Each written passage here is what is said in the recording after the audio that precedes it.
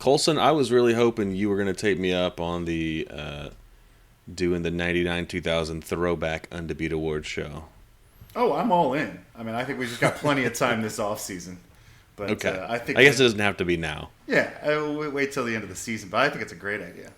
Because think about how many seasons we haven't done. Exactly. You know? You think about how long we've been fans and not recording a pod. Yeah, what were we doing with ourselves? I Exactly. couldn't begin to tell you. Wasting it wasn't our documented. time. I don't know. Yeah, I don't know. If it's not documented, it's obviously wasted. Right. And we just do the team. We're just doing the team Undebeat Awards, right, and not the. We can do whatever you want. We'll do team and league by year. Yeah, league. Yeah. Okay. Yeah. What year you want to start? You want to start back in '76, like when they first became Pacers first became NBA? I wasn't alive then. I don't know why you're hating on. I don't want to like sully the ABA franchise. Okay, like, all right. I feel like that's. Let's start in '67 then. Let's do it. Okay. We got an off-season plan. And a lot of reading to do. A lot of grainy basketball to watch.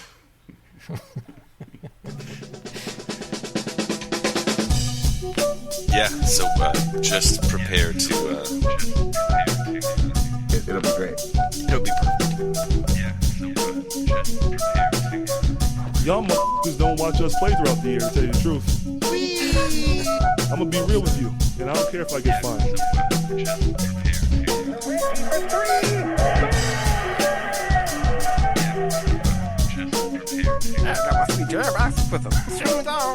This train is off the track. I feel like you can't just like jump through Neptune and be okay. Just prepare to. What the show needs is more dogs and bears and chickens and stuff.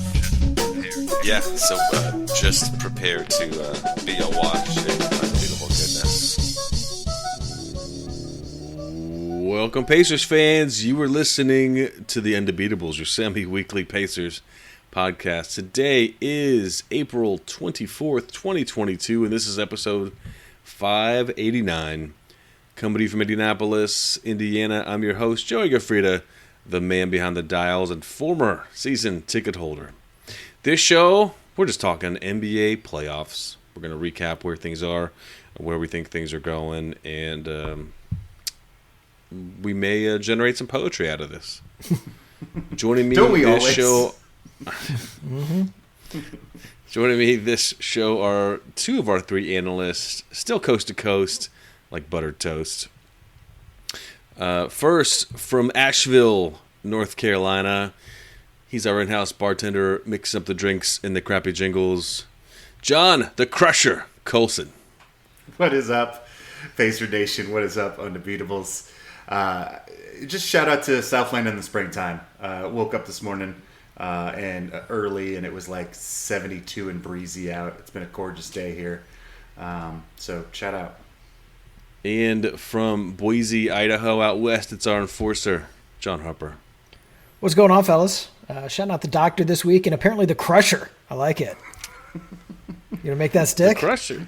Yeah, the Crusher. He's in charge. He does the script. He can make whatever stick he wants. Yeah.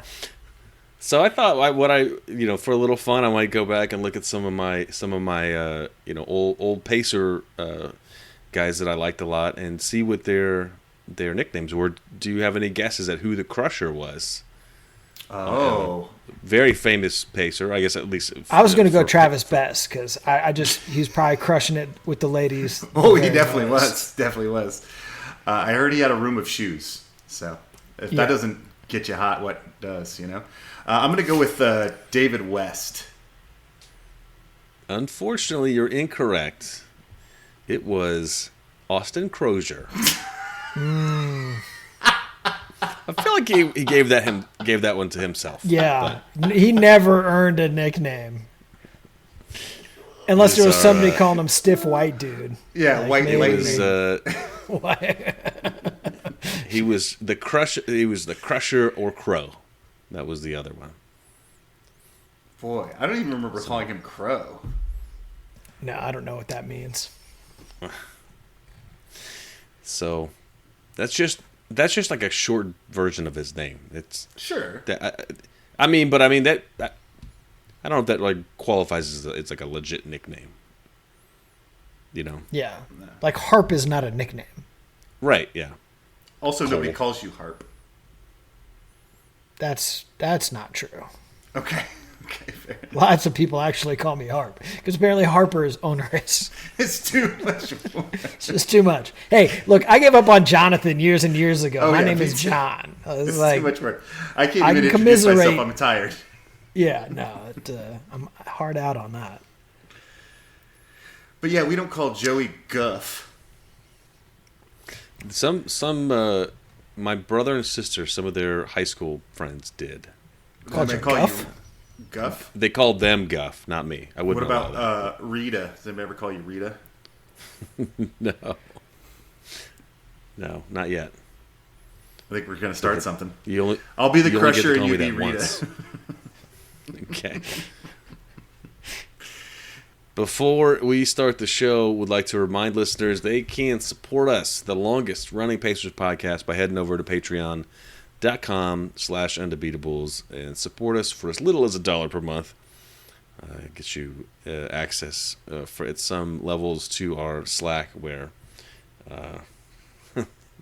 like this week I was posting some playoff statistics, and Colson, you seem to be tickled that the New Orleans, the Pelicans were given just a 0% chance to win the title, even though they were still not eliminated. Not mathematically. That's brutal.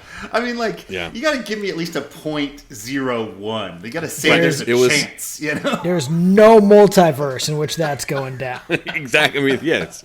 I think they run the simulations I mean, 1,000 just times, imagine and they you say, be a fan nope. base of that team, and you're just like, well, I guess there's nothing to look forward to here. Well, Just what's might the as well point of wa- even going to watch the playoffs? Why you know? watch the games? You know, why even play Yeah. the games? Yeah, 0% chance to win the finals. Oh, ESPN, you're brutal. No, that was Basketball Reference, Oh, my basketball brother. reference? Oh man. Yeah, that's what I'm saying. It was the math. Ugh. That's a lot of simulations to win 0 of. This isn't They just do Stephen A. 10,000 usually, don't they? Maybe they don't Yeah, on the maybe it's shorter that. timelines, but Yeah, maybe it's like 8,000. But yeah, this isn't just Stephen A. yelling things. This is, This is the This is math talking. legit. This is Smash Math. smash math. All right, gentlemen. So the playoffs are underway. There's been, some good series. Some are more and less entertaining. Some drama. Some surprising lack of drama in some places. But we want to run through. So we're recording Sunday evening. There's games going on right now, and this won't be up until Monday. So It doesn't matter. The Heat are annihilating the Hawks by 20, so they're going to go up 3-1. yeah, that seems like a wrap. Yeah. I'm a little surprised how weak the Hawks came out in this series. Yeah. Yeah, you too had bad. them winning in 7, didn't you? Yeah, I did. I thought this would be a long series. This exact same team made the Eastern Conference Finals last year, and Yeah. they're just getting handled. And the Heat are doing good stuff. Don't get me wrong, but the Hawks are just not playing good basketball. Right now, DeAndre Hunter is their leading scorer with 24 points. Not John Collins, not Ice Trey, DeAndre Hunter. So Trae Young did pull some heroics down the stretch in the one game they won, which was kind of fun to watch. Catching fire. But he's averaging 16.5 points per game in this. This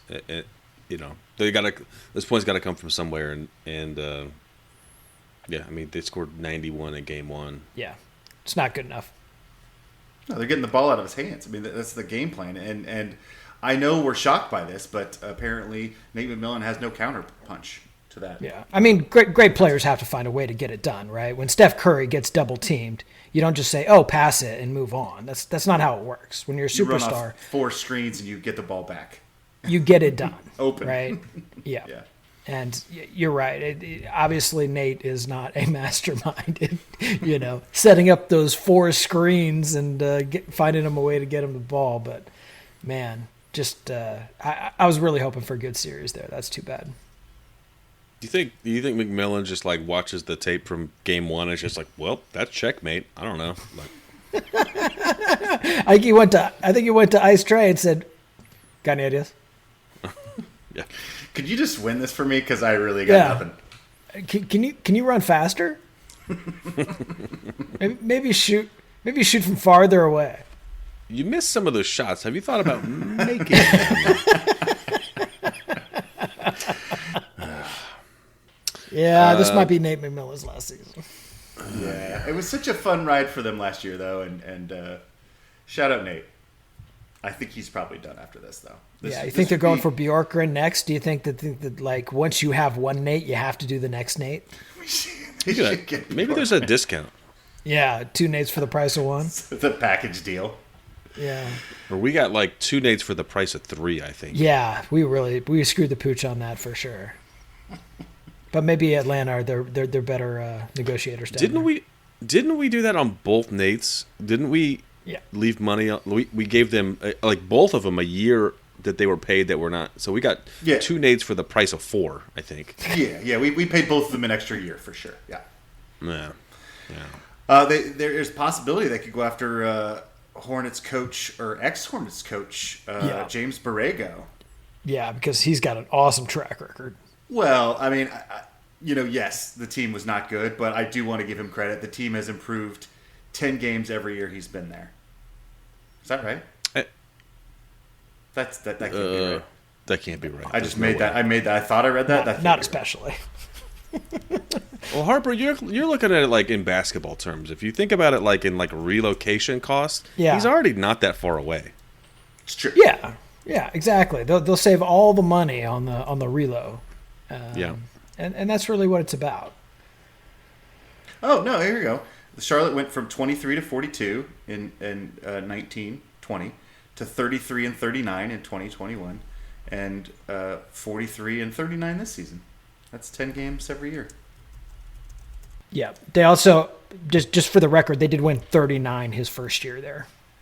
Yeah, for sure. It wasn't every year; it was just the last 3. If he had won 10 more every year, that would have been more impressive.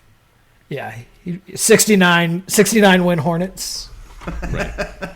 and did they technically make the playoffs with the play-in game the last 2 years? I don't know. No. What's that even? That's like, isn't that the thing that we don't actually have scores for? We just don't even know what the stats mean. It's not the playoffs and it's not the regular season. It's just nothing. It's a void. Yeah. It's just free basketball for the fans. Yay! Yeah. Speaking of fans, I want to shout out the Denver fan today.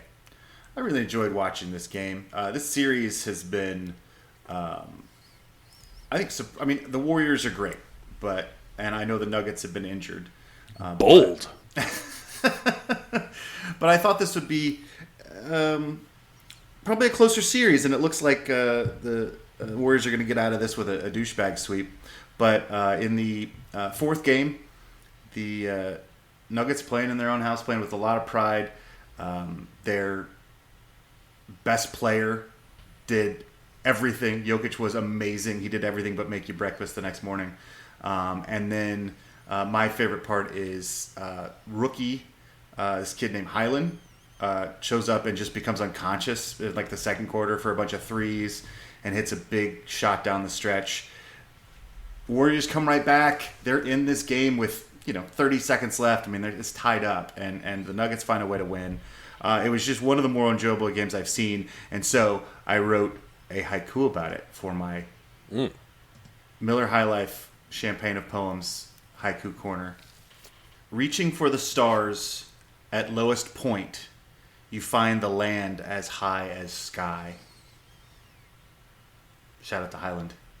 So yeah, this Golden State Denver series. I mean, some of the games have been close, but yeah, Denver pulled out a tough one today, and I mean, they're gonna have to do something unbelievable to get out of this one. No, this series is over, but I think it's over. I like it when a team that shows up with some pride and does something for their home fans, and that was this game today. I felt the same way about the Raptors winning their fourth game. against a far superior opponent in the Sixers, who've just been toying with them. And I'm always proud of teams when they don't roll over like Paul George Pacers used to do. Or Paul George Clippers. Or Paul George Clippers, sure. First of all, don't forget about the Paul George Thunder. They did that too. That's fair. Good call. Fair. Good point. That's right. I don't want to leave anybody out. Right. The game 3 went into overtime, so it's not been uncontested. But Philly is certainly, games 1 and 2 were not terribly competitive. Mavericks Jazz. What the hell's going on with this series? I know that the Mavs are the higher seed, but they're without Luka Doncic, right? And they split the first 2 games in Dallas because they're without their superstar. Cool. Well, then Dallas comes back without Luka still and wins in Utah with a full squad, the Jazz, and then a very closely contested game and a last-minute oop that got the Jazz the win today. It's like there's nobody on the Mavs that you've heard of outside of Luka Doncic. He came back today and What? Who have you heard of? Talking about right now? Who have you heard of? Who have you heard of on that team? Everybody. This team has been to the playoffs. Finney Smith, Jalen Brunson, Reggie Bullock, Spencer Dinwiddie, Bertans, Kleber. Hardaway Jr. is out, which is certainly hurtful. I picked the Jazz to win this series, or the Mavs to win this series, knowing Doncic would miss the first. Okay, and Boban's on there. I've heard of all those guys. Yes, they're all like veteran basketball players. Yes, I agree. You're right, but it's not like these are big names. Outside of Doncic, they don't have like a lot of star power. That's all I'm saying. Bertans. And they're beating a team with Defensive Player of the Year nominee every year, All-Stars every year. They've got just a deeper team ideally. The Jazz is just not very good. Also, I'd argue that the Jazz don't have that much star power. They have Donovan Mitchell, who has been brilliant. I think Mike Conley used to be an All-Star. Bogdanovich is an excellent role player, and Clarkson is... Star would be a stretch for any of those guys, including Gobert. Gobert has high name recognition, but is a very imperfect basketball player. He always makes the playoffs, or he always makes the All-Star game, and he's always up for Defensive Player of the Year. There's numbers out there that offense. Right. There's numbers out there that say he's the greatest defensive player of all time, the advanced stats, which I disagree But he can't with. play offense. Yeah, right. That's true. Also, if you're Royce O'Neal, you can't keep playing 35 minutes and giving me, 4 and 3. I mean, it's just... You're putting this on Royce O'Neal? You just named off 5 stars and you're putting it on Royce O'Neal? I feel like everybody else is doing their part. Except not... I don't know. Anyway... I don't like the series. I don't think the basketball's been very good. I don't understand what the Jazz are doing. I don't know. I'm out. This is like the most competitive series there is. It's tied 2-2. Yeah, I know, but it's like it doesn't make sense. I mean, it's playoff basketball, man. Anything can happen. Yeah. And the Mavs have a great shot at winning this thing. Doncic back for Game 4. This was actually yesterday on Saturday that they played this one. He had a solid game, but just not quite enough to win. Some late game heroics, like you said. But we got a good series. It's a brand new series, tied at 4-4. What more do you want, man? Yeah, they're going back to Dallas, and now they've got all the. I'm just not sure who the Jazz are. I really thought they were something better than this, and I don't know. I'm just disappointed. I think in the Jazz. Go Mavs. I'm rooting for good basketball, and we're getting it. So, well, you know what I think that the other two series that's more compelling is the Grizzlies Timberwolves. You been watching that? Oh yeah, that's the best series out there so far, without a doubt. Yeah, really fun. Both those and teams, surprising. Yeah. They're both young. They're both fun, and they're competing the hell out of it. I mean, it looked suddenly like when the Wolves won Game 1, that maybe Memphis wasn't ready for the spotlight for their third seed or whatever they got, second seed, 2-7. Yeah. And then boom, they just came roaring back in the next 2 games, and then Minnesota makes it interesting by winning this one yesterday. So 2-2. I really like watching Anthony Edwards. I really like watching Ja Morant. This is fun. Yeah, this has been a great series. Unfortunately for the Timberwolves, they're really not that young. They're Anthony Edwards and kind of a bunch of old guys. But Anthony Edwards, welcome to the playoffs. I mean, Right. what a run he's had so far. This kid is the real deal. Ant-Man. He's got a great nickname. I know Colson's a fan. Oh, yeah. Being an Hell MCU yeah. guy. Oh, yeah. Big surprise for me in this series, Desmond Bane, dude. This guy. Right? Oh, my. Learned about Dylan Brooks last year and the unbelievable playoff run he had, but Desmond Bane has just been, I mean, at most times the best players on the Memphis Grizzlies team. It's been absolutely insane. filling it up. And for whatever reason, Timberwolves cannot figure out how to get a body on that guy. Eventually, I'm sure they will figure that out. But he has just been lighting him up something fierce. But see, here's the thing, right? If you put Beverly, your best perimeter defender, on him, who's guarding Morant, right? You kind of have to stay home at Morant. So it's just I didn't say you had to guard him well. I said put a body on him. just pick your poison. That's just It's a little bit just on that series. It's good to see Minnesota winning playoff games just at all. It's been I'm surprised. a long time. I mean, it's been a long time. So well, and that's the shout thing. out to those I root Timberwolves. for both of those franchises, and I want it to be a long series, and for them to get all that gate money and be excited moving into the next season. Both these franchises for sure. Yeah, it's good stuff. Did you know that the Bulls were going to be this terrible? Is that for me or for assume so. Whoever. Joey? I mean, wants I to think take the answer is yes for both.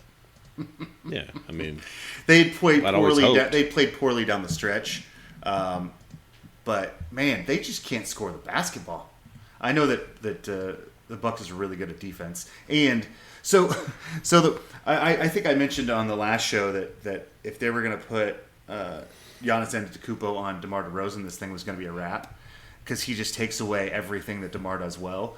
And then was it game 2? He somehow just got loose and figured it out. Even with Giannis like in his jersey, he still was getting that fadeaway spin move in the post. But if he's not scoring 40, the Bulls have nothing. And this is going very quickly, 3-1. Even though they lost Chris Middleton in game 2. So Yeah, the Bulls. This team never made any sense to me at all. Not when they put it together. Certainly not now. Not having ball does not help them. They could use the extra playmaking, but on some level, it doesn't matter if they don't have 3-point shooters. Mm-hmm. I mean, they're going to dominate the paint against the Bucks? It's just not going to happen. Nobody dominates the paint against the Bucks. The Bucks dominate the paint. That's what they do. Absolutely confounding geometry on this team. I just never understood it. So no, I'm not. They got a bad draw. I mean, they would have done much better against a team that didn't have Giannis on it. They would have, potentially given the Nets a run for their money, right? Because they don't have anyone inside. This is just not a good team, and their coach is garbage. the Bucks, the injury to Chris Middleton had made it really interesting lineup decision. They put Bobby Portis into the starting lineup, and so now Giannis Antetokounmpo is playing small forward, and they have Brook Lopez at center. So they're just massive. And then their first move is to go real small with off the bench with Antetokounmpo as the center. So in the opening quarter, they're giving you huge, big, poundy, and then like super small, fast, and it really screwed the Bulls up. It was really effective. Yeah, not a well coached team to boot, which doesn't help at all. Can't even take advantage of the injury to Middleton. Right. But I don't know. Giannis at center doesn't make them that small in and of itself. That's huge. Fair enough. Everybody else is small. I mean, Smallish. Mm-hmm. But yeah, they'll be wrapping that one up. yeah. Yeah, that one's a done deal for sure. let's take a quick break before we come back in the second half, and we'll finish off the rest of this playoff series. And do we get a stat of the week, Joey? Yeah, we could definitely get a stat of the week. Nice. All right. So let's take a quick break. We'll be back in a few.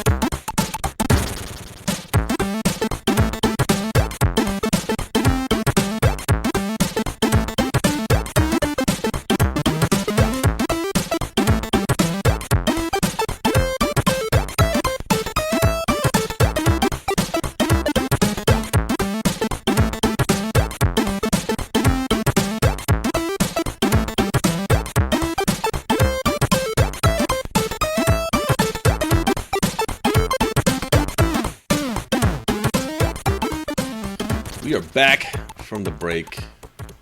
You know, there was a couple of topics that I thought about would be good stats of the week. Ones that had some good strong numbers in them. You guys, we always like those. Have you guys, on stat of the week. Yeah, have you seen? Let's see, the bird flu is like ripping around all the poultry farms, and just it's either killing all the birds, or they're just being destroyed. So shout out. This one started in Indiana. Zombie chickens. We got any of that? No. They finish them off. Okay. Pretty good. Real good. Yeah, chicken's not that hard to kill. No, turns out Real dumb. Yeah. they're dumb, and yeah, they don't. They can't really defend them against anything. No. You know. There's a dollop about a chicken who lived without its head for Mike the chicken. too long. Mike It the was chicken. way too long. This is like 10 years or something? Yeah, it was Oh. way too long. But yeah, he went on the road and like did all this stuff. The chicken without the head. The most famous chicken in America. Okay. I was thinking 5 minutes, but No. It was years. Well, at least it was at least a couple years. I don't know. Yeah, it had to be years. He was on the road. Yeah, I know. He would just feed him grain through his neck. oh my god. Through his neck hole. Yeah. But anyway, that's how dumb that particular bird is. It does it with its head, without its head. It's the same. Didn't need his brain. It's fine. Fine. It wasn't doing anything. We'll have to link to that now. All right. Mike the chicken. Let's. I want to get into my happy story here. It's not about that. It's not about bird death. I shouldn't have brought that up. No, it's about. Well, I mean, in a way, it's about the slow death of Americans. But the real story is about the donut guy. Joey, stat of the week. We were talking about Minnesota earlier. Well, Minnesota's had a problem, and the problem is that there's no Krispy Kremes in the state of Minnesota. But people there still like the Krispy Kremes. So there was a enterprising young man.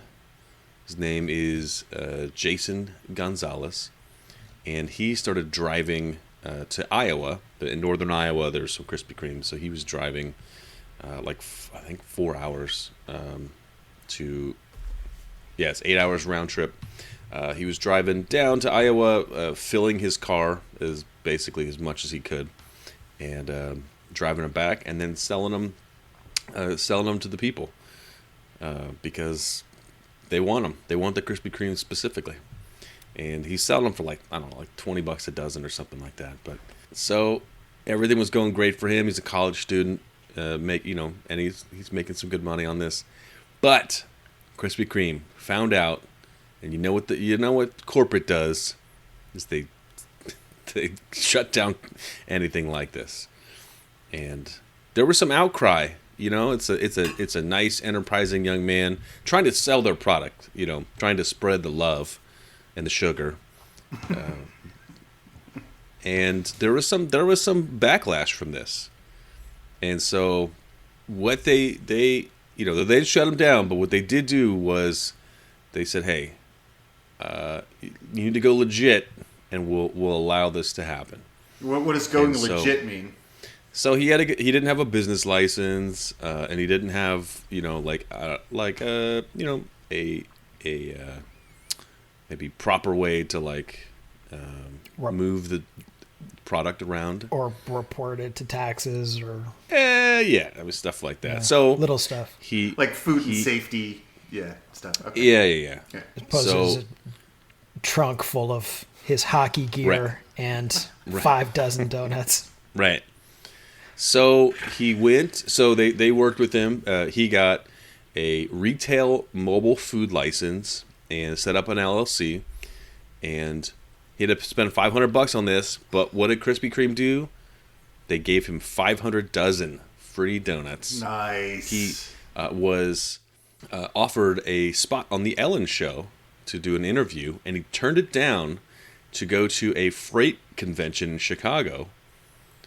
And when he got there, he was surprised with a Sprinter van by from the convention folks. Not from Ellen. So good. Not from Ellen. Good decision on his part. Yeah. So he is now able. He's got this van. It's a Sprinter, sort of mid-sized, big van, good for deliveries, and he can now do donuts. 450 dozen donuts now. God, does he have like a little heater in there? Because one of the things that I like about the Krispy Kreme is when they're hot. I don't think he didn't mention anything there. Beggars can't be stays choosers, hot I very guess, long in Minnesota anyway. That's Right. So this is very so exciting. he's got the van, and he's able to drive them up to Minnesota. And is he just selling them in a parking lot, or has he got absolutely. Okay. Absolutely. Well, now he can do more than one parking lot. He's got that Sprinter van. Yeah, the article that I'll link to. There's a Target parking lot, and there's just a big old line of folks there, and they're. That is so funny. Yeah. Why can they just open up a Krispy Kreme there and let him run it? They could. I mean, the local market apparently couldn't support it. I guess I don't know. I mean, they're paying what twice what a donut's worth to get some Krispy Kreme. Don't give Krispy Kreme any ideas. Yeah, let's shut this guy down. What's up with that? Trying to make him more money. No, I think you're trying to put him out of business. They're not going to hire him to run their restaurant. He doesn't have any. I mean, maybe he's got some restaurant experience. I don't know. But as near as I can tell, his credentials from this story are driving. Right. And entrepreneurial. There was some so his business, as when he had to spin up his LLC, he named it the Donut Guy. But some of the comments that people were leaving were for their options were trunk donuts, donuts that make you dance, and bootlicker donuts. I like that. But yeah, so what he does, Colson, instead of maybe one city there can't support their own, but he can show up in a parking lot in several towns now, and people line up, slap $20 in his hand, and get their dozen donuts. Now I really want to know what kind of output a single Krispy Kreme can put up. I mean, they can handle their own population and apparently a whole other city out of one Krispy Kreme in Iowa. Yeah, and it's it was a town I'd not heard of before. In I guess northern Iowa. I don't know a whole lot of towns in northern Iowa. It's in Clive, Iowa. Good old Clive. So he's driving to Clive, and ordering 450 donuts. It's like 450 dozen donuts. Dozen donuts. So he says, I'll take all your donuts. Yeah, good luck, Clive. Yeah. You don't get any donuts Yeah. anymore. No kidding. What happens if he doesn't show up one day? Is that place just like out of business then? There've been way too many donuts. Oh, dear. Anyway, shout out to Jason Gonzalez. Shout out for your entrepreneurship. Shout out to turning down Ellen. I think you did the right thing there.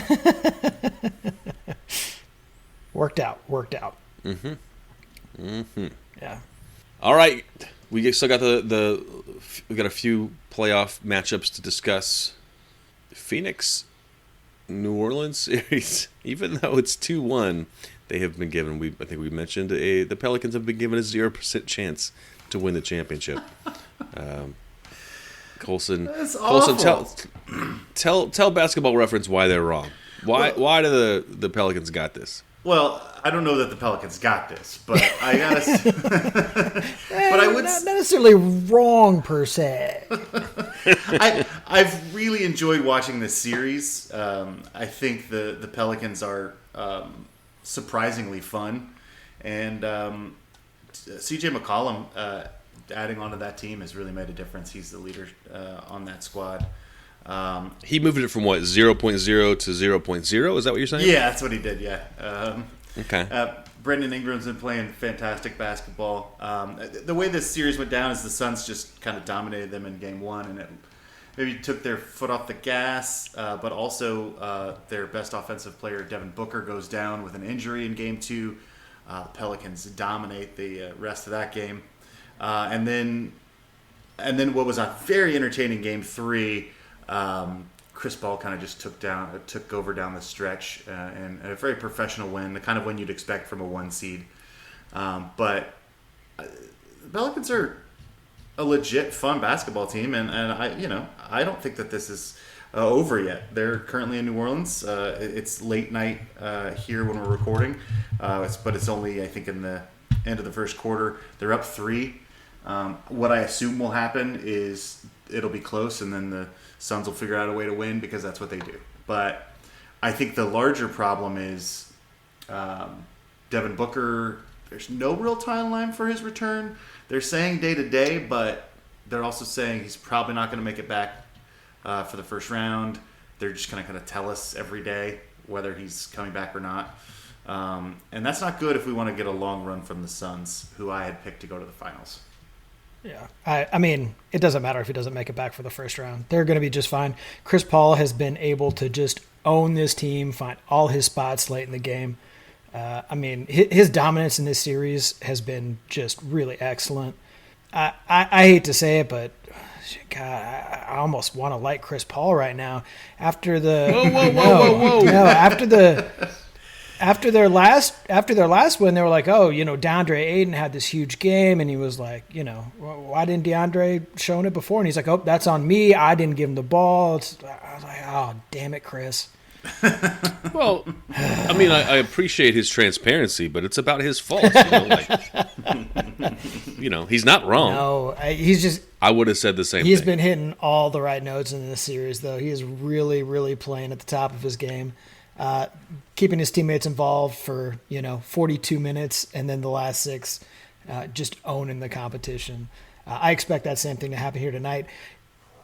Yeah, it's sort of problematic to not have Booker on the floor. More problematic is not have Zion Williamson on the floor. Right? We don't really even know why he's not on the floor on some level, right? I mean, well, because he's just not been on the floor all year, right? I mean, he's not there because he's not there. I guess if you're a Pelicans fan, that's going to have to be good enough.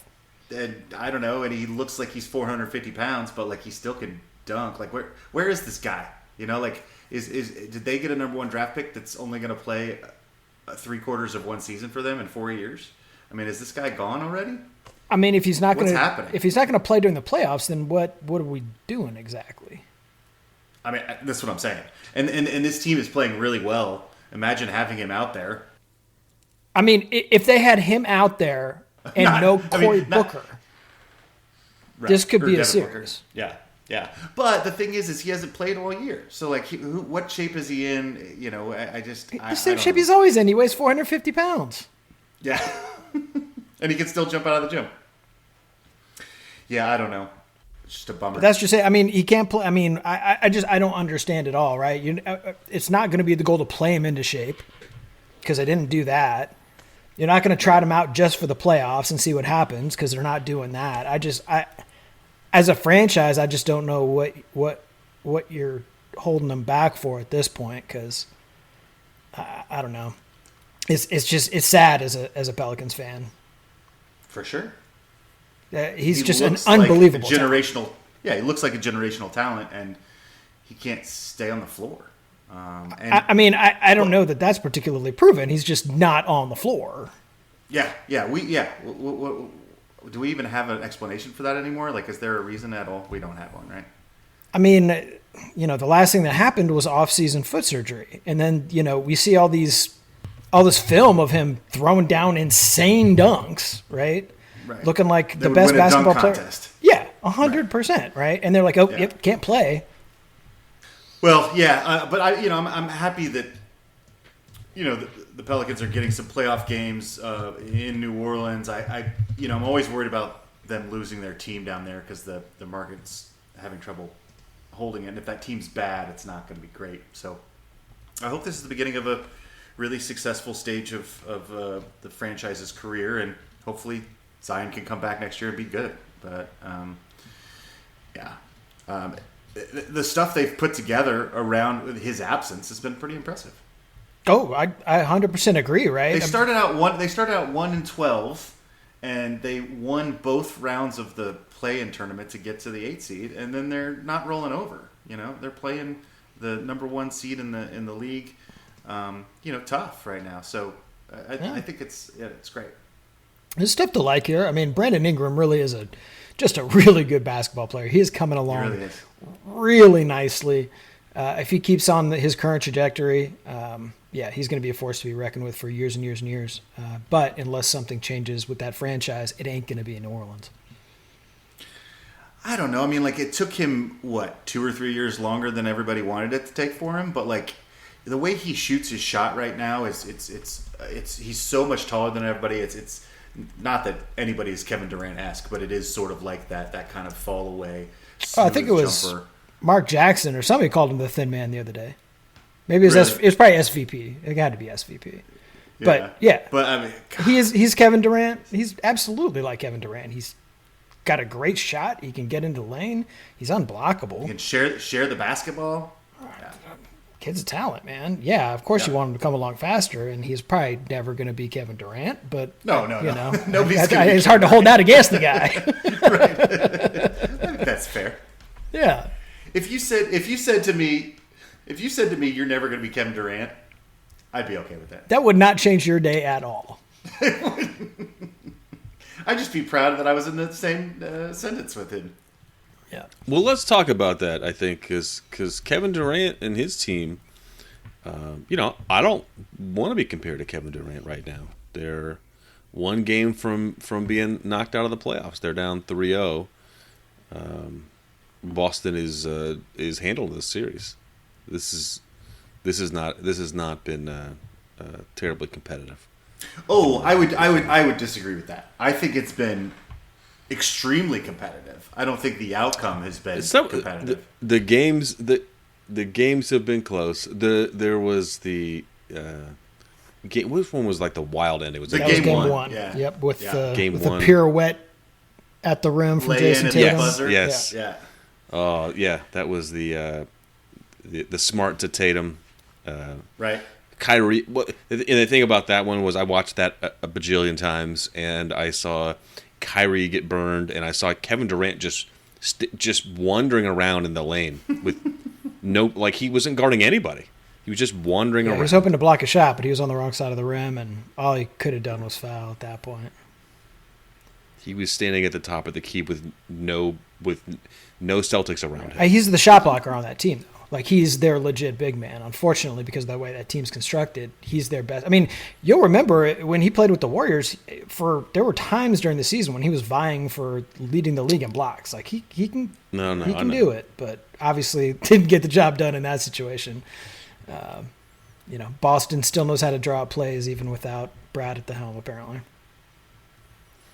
Yeah, I think the defensive scheme has been really impressive. And also just the intensity. I mean, the Marcus Smart, Jaylen Brown, Jason Tatum. I mean, do you have to do anything as a coach? Yeah, and guys, Horford. I mean, I know he's a little bit old, but like he's like he one knows of where like, he's the most supposed to cerebral be. defenders in the history of the game, right? Yeah, no, it's not really fair, the lineup they're trotting out there as far as defensively. And they're making Durant's life really hard. And they're getting the ball out of his hands. And he's not scoring 40 a night, which is apparently what it's going to take to beat this Boston team. I think Jason Tatum has also looked like a superstar who can go toe-to-toe with Durant. He is a superstar. Okay, fair enough. He had 51 in a playoff game 2 years ago. He's a first team All NBA dude. He's one of the best two-way players in this league. He's absolutely insane. I've been really relishing to watch this series though. I just because he's on the floor with Durant and Irving, and he's the best player, and that's just really impressive. So yeah, no, I just think this is one of those things where the Nets can kind of score 25 points in 2 minutes, but the Celtics are just winning these things down the stretch by playing smarter and better. They're getting turnovers. They're making the right play. I think this is. I think this one's over. This is already going to be a sweep. Jason Tatum also doesn't have Marcus Smart guarding him. Congrats on the DPOY this season. Right. We'll talk about it at some point. Still not sure why Rudy Gobert doesn't win it when he leads the league in blocks and he's got the same stats he's got every year. I think people are just tired of poor Rudy at this point. So, but Marcus Smart, just a hell of a defender, night in and night out. You can't fault the guy's effort. He plays bigger than his size. He's always in the right place. He's just absolutely something to deal with, and he's had a good series. And if you're going to get Jason Tatum and Jaylen Brown playing the way they're playing, putting up 60 a night between them, if you get anything out of Marcus Smart or Al Horford, you're going to be just fine. Yeah. You got Blake Griffin. I keep forgetting that he is alive and on the Nets team. He's alive. Yeah. Yeah, I do. We will do an Undebeat Awards for the NBA shortly here, coming soon. But Marcus Smart is on my short list because the Celtics are the best defense in the NBA, and he's the head of that spear. Up front, it's the point guards in this league are so talented. To even be able to slow any of them down is incredibly difficult. And he's the first Smalley in a long time, right? Yeah, for sure, absolutely. And look, he absolutely deserves. Like I said, he's an absolute monster out there. But he's also like the best defender on that team by a whisper on the perimeter. Like that's how good. It's probably Jaylen Brown. Maybe it's Tatum. All three of those other two guys have better size. Like I don't know. That team's perimeter game.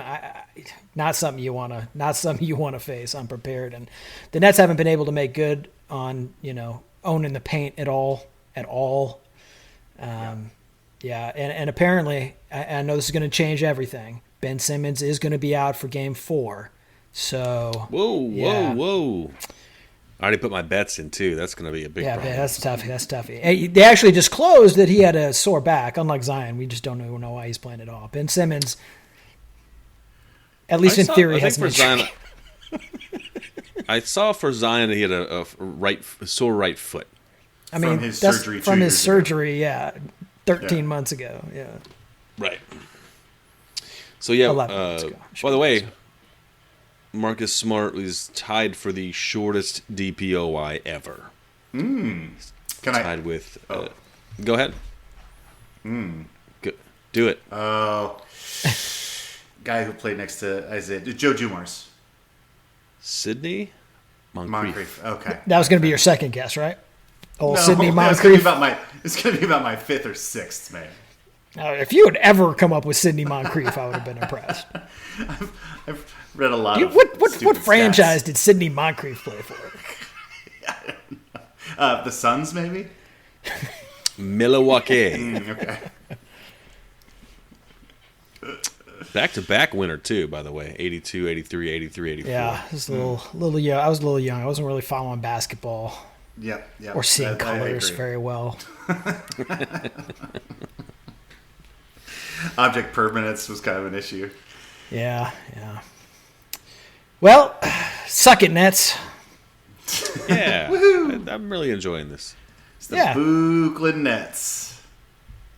The Brooklyn Nets. Yeah, I don't feel bad about this Nope. one, even a little bit. Nope. You know, I'm looking at their roster and I'm just like, man, that guy's great. That guy's great. You know, you've got Goran Dragic on the bench, Patty Mills on the bench, LMA. You know, you got a team with a lot of name recognition, and I don't feel even a little bit bad about that. And I also love their Bruce Brown. They're like real smally, that plays big like a Terry Taylor. But Is that what's on his recruiting or the like the matchup sheet saying, you know, think Terry Taylor? yeah, exactly. Yeah, that's right. That's his comp. That's his comp. Yeah. There we go. Shout out Terry Taylor. Yeah. Shout out Birdhouse. That's all. That's all the series is. This I don't know what's the plural. Series. Serie A. Serie A. Serie A is in Italy. Okay, you were freaking my phone out. It just wants to talk to Siri right now. I don't know. Okay. My apologies. I'd be real glad he didn't catch on. I was making a soccer pun. He reached through the screen and just strangled me outright. Do we have predictions on the Mavericks Jazz series, or did we just decide nobody cares? No, we did made them predictions on this show. Okay. Yeah, for the whole thing. But today, I think we just decided we didn't care. But I think Harper's all in on the Magic or the Mavericks. Let's see. JGH had Mavs in 7. Jason Whalen triplet had Jazz in 7. JSC got on the Mavs train with me. Mavs in 7. And Joey had Utah in 6. All of those picks still very much in play. So Yeah, for sure. Yeah. I think I maybe decided that as much as I want the Jazz to be good, I just think I know in my heart they're not. I think maybe that's where I came around on that one. So you picked them to win and took my pick? That was like a double fail, bud. How dare you? Get off my lawn. Get off my lawn. I'm just trying to take your money. Hey, buddy. If you want to win money, don't follow my bets around. Haven't you won this like the last couple of years, the playoff one? No. Okay, that's Jason in it. It's Yeah, always I've had a bad run the last couple of years. I think I had a good couple years at the regular season one. Yeah. Oh, you were murdering that for a while. Yeah, I'm pretty sure I was way off this year, although I haven't gone back and looked. And Ooh, well, that'll be fun. At the end of the season, we get to go back and make fun of ourselves. yeah. And I also picked a bunch of upsets this year. I picked the Hawks, picked the Nuggies. Yeah. I was hoping for some dogs. Right. I just want some good ball, man. I got no I horse agree. in this race. I agree. That's the thing. This is why we slow down our pods once the Pacers are out. I just love basketball, but not as much when it's not my boys. Yeah. As long as the Nets get put down like a racehorse with a broken ankle, good to go. Good to go. And also, I will continue to root for Denver and Minnesota, and we'll see what happens. I want to give a shout out and a wag of the finger. Shout out to the Boston fans who were just merciless towards Kyrie. Apparently, they were saying all sorts of things that should not be repeated, just at all points of the game. You're giving them a shout out for that, or a wag of the finger, or both? No, a shout out because I guarantee Boston fans went over the line. well, you know what? Hold on. They definitely let went me give a qualifier on that. I guess there's certain things that I don't want them to say. It's like one thing really in particular that I'm sure you got a lot of. Sure. When they just say they don't like him, I think that's great. Yeah, I mean, when I go to the stadium, I'm always like, "Hey, dude, I don't like you." Yeah. That's fine. Boo on you. Boo on you. No, I'm booing the Yankees fans who were totally fair. in the bottom of the ninth. The Cleveland, or the Guardians team, the old Indians team. They the bottom of the ninth pinch hitter hits a double, wins the game for them, and the game is over. Their team won, and the fans in the outfield started throwing things at the Cleveland outfielders, and their own players, like the Yankees, had to go out to the outfield to tell them to stop. They import a bunch of Philly fans? What's going on?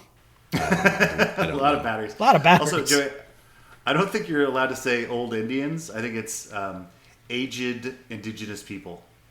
It's. I haven't checked recently. Agedly challenged. Indigenous. I don't know. The Indianapolis baseball team is still known as the Indians, but the Indianapolis Star won't call them that, so they're just calling them the Indianapolis baseball team. Really? Okay. Yeah. Interesting stand by the Star that doesn't make any stands on anything. Yeah, maybe their sports writer just literally doesn't know the name of the team. No, I'm gonna shout out the Star for that one. Good job. Good on you. Sure.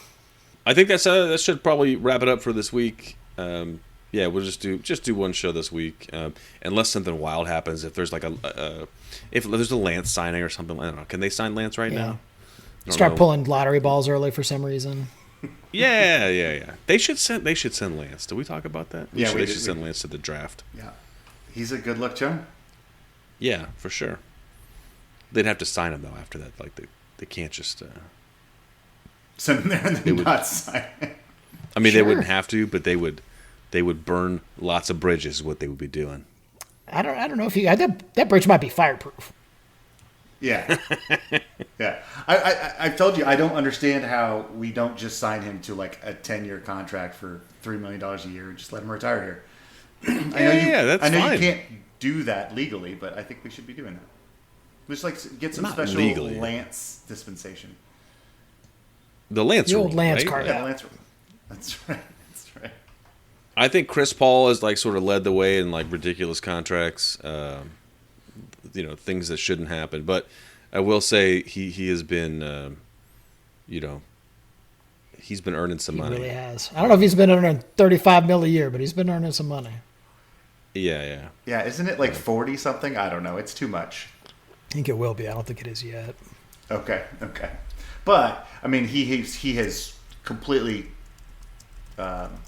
given that franchise a direction and a leadership, and yeah, he's earned some money. Yep. Ooh, I stand corrected. 30.8 this year, 28.4 next year, and then back to 30.8. Oh, Before going back down to 30. I don't know. This is something very strange here. Well, you know what? I don't even begin to discuss why that is the way it is. So let's wrap it up. I'll do a deep dive this week, and we'll get back to it. Great. We're gonna do an emergency pod about Chris Paul's bonkers weirdo contract. And why he makes Let me know how more that in 1 goes. year than all of us will in our lifetimes. Right. And then does the same thing the next year, but slightly less than that, and then back up again the year after that. Yeah, he plays best in, even years. That's just... It's just well known. Yeah. Whatever it takes. All right, team, we're going to get out of here. We'll be back with you next week-ish. And but you know what you can do is head over or do a search for the Undegoogleables, because that comes out every Saturday morning, generally. And that was a dig at you, Colson.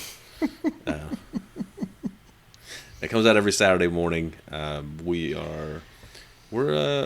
We're answering lots of questions there. We normally will do them on this show, but you get just the concentrated goodness of the Undegoogleables in. Well, and just a reminder, if you're not listening to the show because you think you hear all of the Undegoogleables on this show, that's not true. There's a bunch of novel stuff on the Undegoogleables feed. Check it out. Sign up. I'm gonna check my. I don't think it was in my contract. Click a thumbs up or a heart or whatever you're supposed to do on that thing and help us out. What thing? I don't know, on the app, whatever app you use, because we're on all the apps. We're on the Stitcher, we're on the Spotify, we're on the Apple. We are on the Apple. Yeah, hit the thumbs up on the Apple, and then our bank accounts fill up with money, right? Mm-hmm. That's exactly how it works. Hey, sweet. All right. Making that sweet Chris Paul money. I think we're closer to the podcaster money. Wait, there's money involved in this? I think you need a better agent. We'll be back with you next week, and thank you for listening. We are on all the social medias. We're on Twitter at Undebeatables. Are we? We are. I tried to tweet out. I really did. Are you trying to tweet out from that. ours?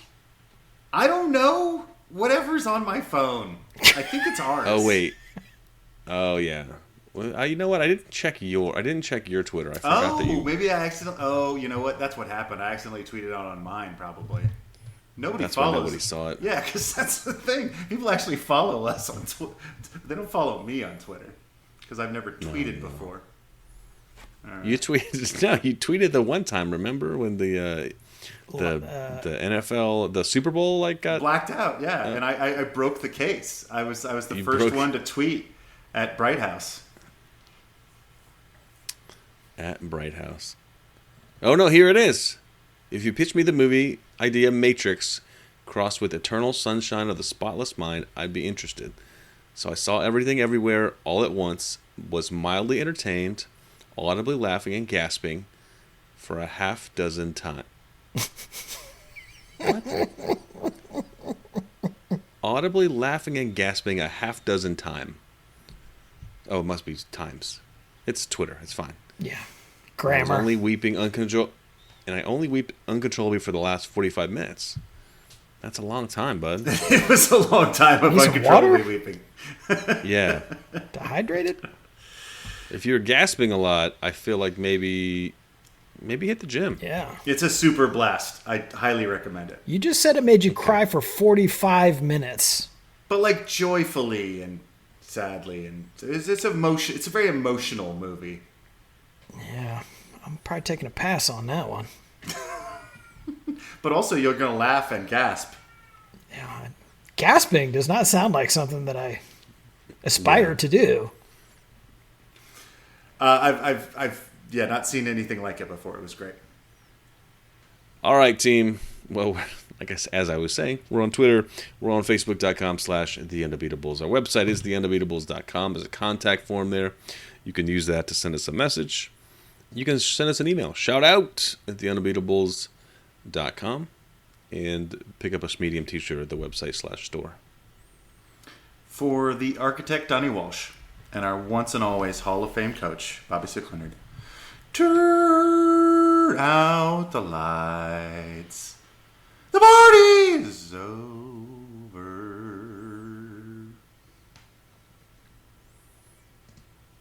It's beautiful. That wasn't. Crushed it. Just running out.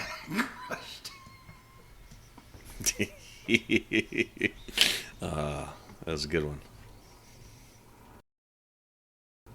Have you ever noticed that the U-Haul, on the U-Haul box, it says specifically sized to make packing easier? Is that strangely sexual? No, it's not. Okay. I think you might be doing need it wrong. more dates. Yeah. Here, hold on. I got some videos. I'll send you.